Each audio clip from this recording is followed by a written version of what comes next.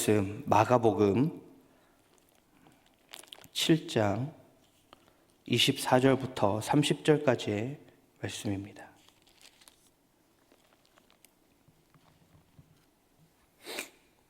마가복음 7장 24절에서 30절, 제가 보는 성경으로는 신약 65쪽에 있습니다. 마가복음 7장 24절에서 30절, 이 시간 한 절씩 교독하고 마지막 절은 합독하도록 하겠습니다. 예수께서 일어나사 거기를 떠나 두로 지방으로 가서 한 집에 들어가 아무도 모르게 하시려 하나 숨길 수 없더라. 어린 딸을 한 여자가 예수의 숨을 듣고 곧 와서 그 발 아래에 엎드린. 그 여자는 헬라인이요 수로보니게 족속이라 자기 딸에게서 귀신 쫓아내 주시기를 워낙 간구하거늘 예수께서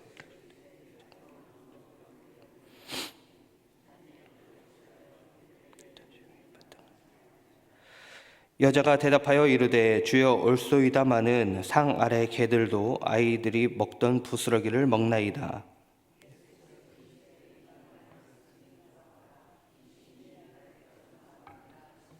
같이 읽겠습니다.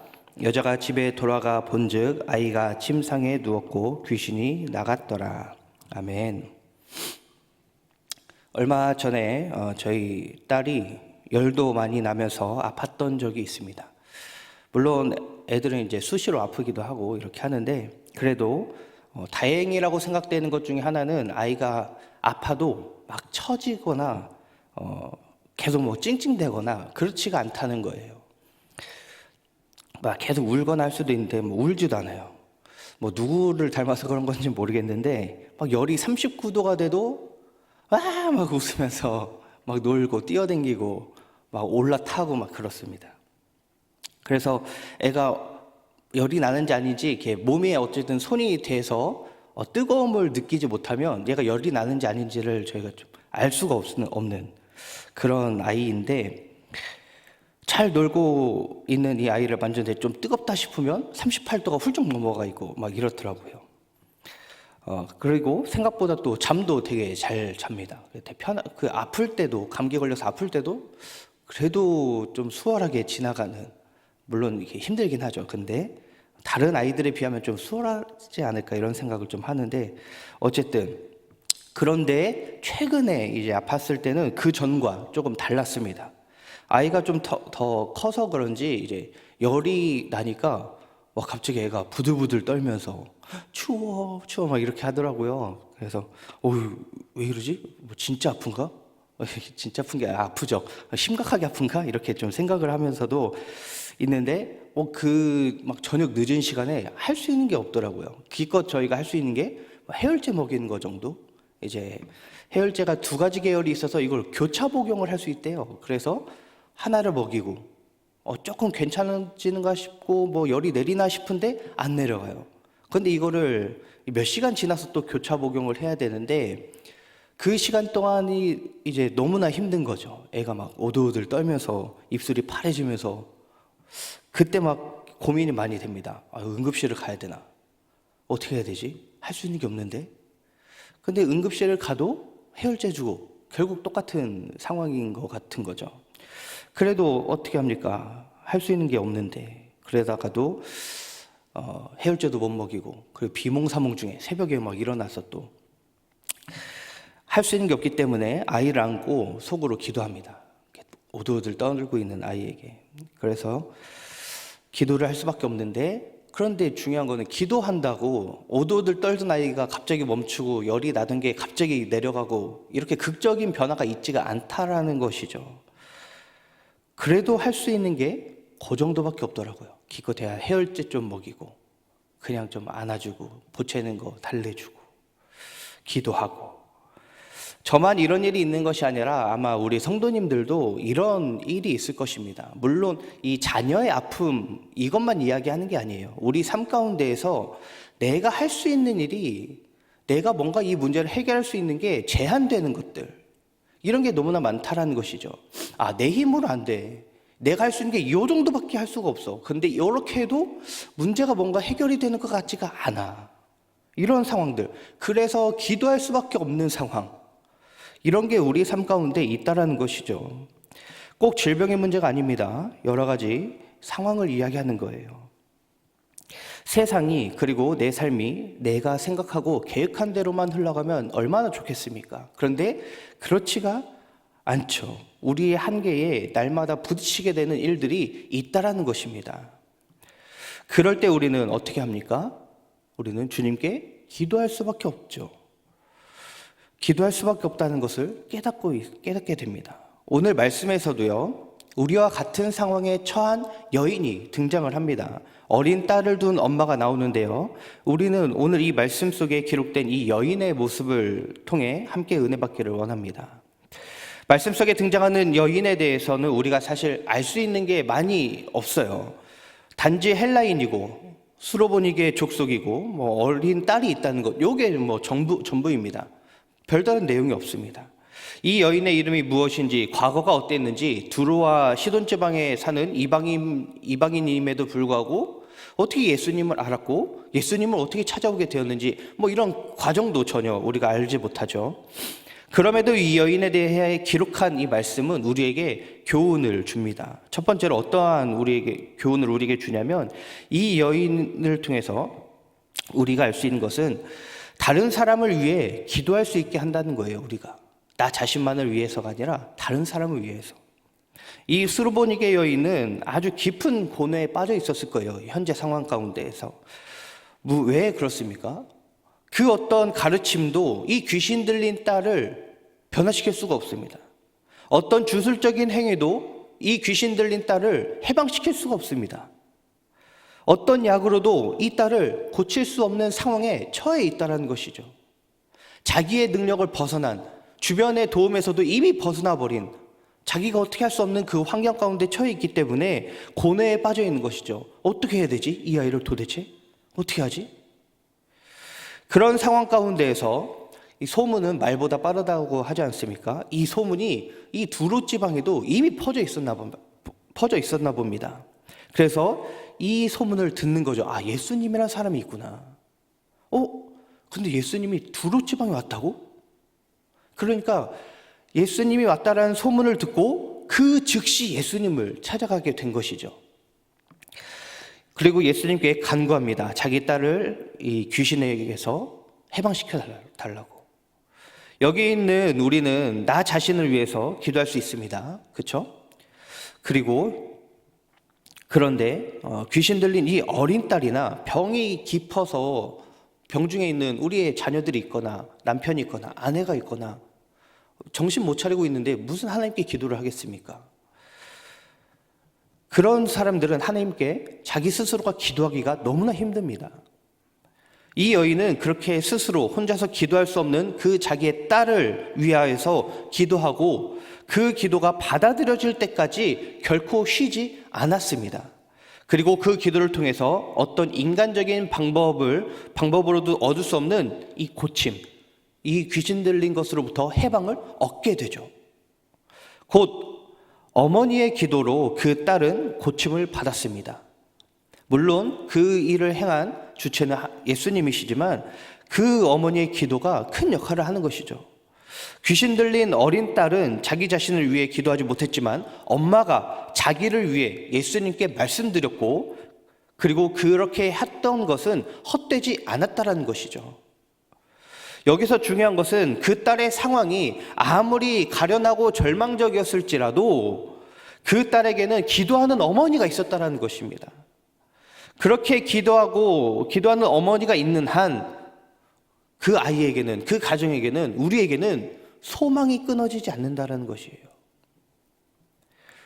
성경에서는 여러 사건을 통해 이 중보기도, 다른 사람을 위해서 하는 이 기도에 대한 의무, 그런 것들을 우리에게 말해주고 있습니다.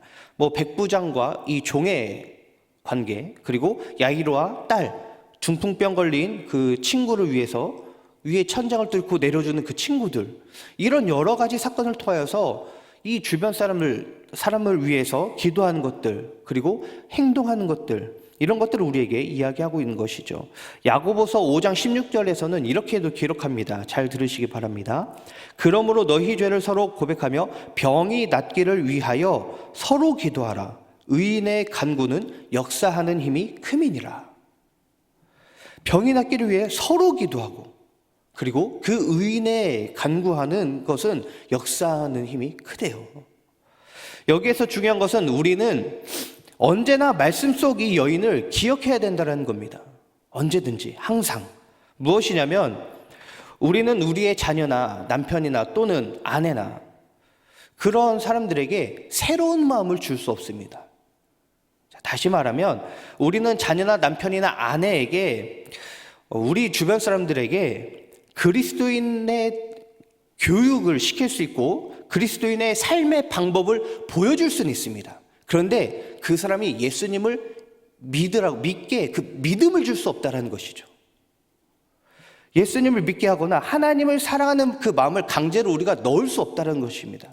이거는 하나님의 영역이죠. 우리는 기도하는 것, 우리가 그리스도인답게 사는 것, 이걸 통해서 이 여인의 행동을 통해 우리가 그렇게 해야 된다는 것을 배울 수 있는 것이죠. 우리가 할 수 있는 것, 그 사람들에게 믿음을 강제로 넣을 수 없고 하나님을 사랑하는 마음을 강제로 넣을 수 없지만 우리가 언제나 할 수 있는 그 한 가지가 있습니다. 바로 자녀를 위해 기도하는 것, 남편을 위해 기도하는 것, 아내를 위해 기도하는 것, 우리 주변 사람들을 위해서 기도하는 것. 우리는 제멋대로의 길을 가고 탕자 같은 사람의 이 회심을 위해서 기도할 수 있습니다. 우리가 회심을 줄 수 없지만 그 회심을 위해서 기도할 수 있어요. 여전히 세상적인 일들에 애정을 쏟고 하나님보다는 쾌락을 추구하고 살아가는 내 사랑하는 자녀들, 남편, 아내에게 하나님을 사랑하는 마음을 줄 수는 없지만 그들을 위해 기도할 수 있습니다.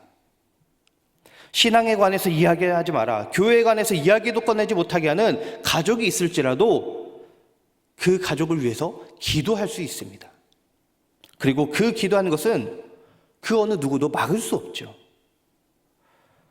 그리고 이 기도는 반드시 하나님께 상달될 것입니다. 그러한 기도는 반드시 하나님의 복이 임하게 될 것입니다. 오늘 이 여인을 통해서 우리에게 주는 두 번째 교훈은 기도에는 인내가 필요하다는 것입니다. 인내. 수르보니게 여인은 주님께 의탁하였으나 처음에는 아무것도 받지 못했습니다. 오히려 멸시를 받고 절망적인 상황 가운데 처합니다. 주님의 대답이 너무 냉랭하기만 하거든요. 그러나 중요한 것은 이 여인은 그런 말씀에도 불구하고 이 기도를 포기하지 않았다는 것이죠. 주님께 간구하는 것을 포기하지 않았습니다. 조리에 맞는 말로써 거듭 간구하고 탄원합니다. 전혀 아무것도 받지 못하는 것보다 몇 자비에 몇 부스럭이라도 받겠다. 그거라도 부스럭이라도 달라. 이렇게 이야기합니다. 그리고 이 집요한 요구를 통해서 여인은 원하던 것을, 기쁜 말씀을 듣습니다. 어떤 말씀입니까? 예수님께서 여인에게 이렇게 말하죠. 29절인데 우리 29절도 같이 한번 읽어보도록 하겠습니다. 시작. 예수께서 이르시되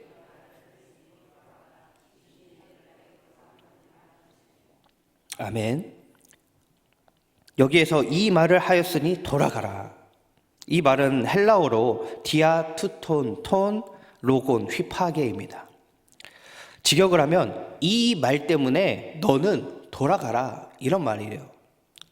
곧 이 여인이 돌아가야 할 이유가 그녀 자신이 한 말 때문이라는 이야기입니다. 그리고 그 말을 병행 구절인 이 마태복음에서는 믿음으로 보고 있습니다. 그 여인이 한 말에 대해서. 그렇기 때문에 예수님이 이 말씀을 하시기까지 중요했던 것은 이 여인의 인내, 참을성, 끝까지 기도하고 간구하는 것, 곧 반드시 이루어질 거라는, 이루어 주실 것이라는 이 믿음, 그 믿음을 가지고 끝까지 인내하고 아무리 절망적이고 그렇게 참담한 말을 듣고 자존심 상하는 말을 들었을지라도 하나님께, 예수님께 끝까지 간구했던 것. 우리는 연약해서 어느 정도 기도하다가 별 반응이 없으면 포기하고 맙니다. 안 되겠지. 이렇게 포기하죠. 그렇게 손이 내려지고 꿇었던 무릎은 기운을 잃어버리고 하나님께 나아가는 것, 이것이 점점점 무뎌지고, 그렇게 하나님께 나아가고 기도하는 것이 소용이 없다고 여겨지고, 그렇게 우리는 연약해서 어느 정도 기도하다가 멈추게 됩니다. 더 나아가서 사단은 어떻게 합니까? 우리를 끊임없이 이 기도에서 끌어내려고 하죠. 야, 네가 무슨 기도야? 너도 죄인인데 네가 무슨 남을 위해서 기도해? 너도 똑같은 죄인인데. 그렇게 기도를 포기하게 만들고, 또 이 기도를 포기할 수밖에 없는 수만 가지 이유를 떠오르게 합니다. 어차피 안 돼. 그래, 이렇게 해도 안 되고 저렇게 해도 안 되고 어차피 안 될 거야. 그래서 믿음이 없는 기도, 한동안 기도를 계속하다가 그만두게 되죠. 우리가 반드시 깨달아야 할 것은 우리의 기도가 즉각적인 응답을 받지 않는다라는 것입니다. 제가 처음에 이야기했던 것처럼 제 자녀를 안고 그렇게 기도를 했을 때 즉각적으로 열이 내리거나 변화가 일어나지 않습니다. 똑같습니다. 우리의 삶도요, 우리가 기도한다고 즉각적인 변화가 일어나는 것은 뭐 있겠죠. 근데 정말 드물죠. 말씀 속의 여인도 단 한 번의 간구로 응답이 이루어지지 않았습니다. 절망적인 말, 수치스러운 말을 듣고서도 포기하지 않고 인내하며 믿음으로 끝까지 그 자리를 지키고 끝까지 간구했을 때 비로소 응답이 되었습니다. 우리 성도님들도 끝까지 인내하며 기도하시기를 바랍니다. 우리의 자녀를 위해, 남편을 위해, 아내를 위해, 그리고 그들이 계속해서 주님을 믿지 않을지라도 때마다 항상 언제든지 기도하시기 바랍니다. 그들이 겪는 아픔이 있다면 그 아픔을 위해서 기도하시고요. 그들이 처한 어려운 환경이 있다면 그 환경을 위해서 끊임없이 기도하시길 바랍니다. 언제 이루어질지 모르죠, 사실. 주님의 이 자비의 때는 우리의 때와는 너무나 다르기 때문에 좀 더 우리의 생각과 우리의 기간보다 훨씬 더 뒤일 수 있습니다. 그것이 우리의 눈으로 우리의 중보기도에 대한 응답을 받지 못할 수 있습니다. 이 자비의 때가 1년 뒤일지 10년 뒤일지 20년 뒤일지 우리는 사실 몰라요. 그러나 우리가 할 수 있는 것은 끊임없이 기도할 수 있다는 것. 이것이 하나님의 은혜이고 우리가 할 수 있는 방법이라는 것입니다. 다른 사람을 위해 기도하는 것을 포기하지 않고 끝까지 참고 인내하며 우리를 위해, 그리고 우리 가정을 위해, 자녀를 위해, 남편을 위해, 아내를 위해, 그리고 우리 주변 사람들을 위해서 포기하지 않고 끝까지 기도하는 우리 성도님들 되기를 간절히 소망합니다. 기도하겠습니다. 하나님 아버지, 감사합니다. 오늘도 이 기도의 자리에 나오게 인도하시니 감사합니다. 우리에게 수많은 기도의 제목이 있습니다. 그것이 우리의 개인적인 문제일 수도 있고 자녀의 문제, 가정의 문제 등 여러 상황과 문제들이 있을 것입니다. 이 모든 기도 제목을 놓고 기도할 때 믿음으로 기도할 수 있는 우리 성도들이 되게 하시고 끝까지 참고 인내하며 기도하고 비록 즉시 응답되지 않을지라도 하나님의 자비의 때를 소망하며 기도하며 나아가는 주님의 자녀가 되게 하여 주시옵소서. 오늘도 주님께 간구하며 나아갑니다. 이 간구를 주님 들어주실 줄 믿사오니 주님의 뜻대로 이루어 주시옵소서. 주님, 드려진 예물 있습니다. 이 예물을 기쁘게 받아주시옵고 하나님, 마음에 소원 있습니다. 그 소원들 주님이 아시는 줄 믿사오니 하나님의 때에 하나님의 날에 이루어 주시옵소서. 이 물질을 귀하게 받아주시오며 주님께서 함께하여 주시고 은혜 베풀어 주시옵소서. 감사하며 예수님의 이름으로 기도하옵나이다. 아멘. 하늘에 계신 우리 아버지, 아버지의 이름을 거룩하게 하시며 아버지의 나라가 오게 하시며 아버지의 뜻이 하늘에서와 같이 땅에서도 이루어지게 하소서. 오늘 우리에게 일용할 양식을 주시고 우리가 우리에게 잘못한 사람을 용서하여 준 것 같이 우리 죄를 용서하여 주시고 우리를 시험에 빠지지 않게 하시고 악에서 구하소서. 나라와 권능과 영광이 영원히 아버지의 것입니다. 아멘. 이 시간 조용히 침묵으로 기도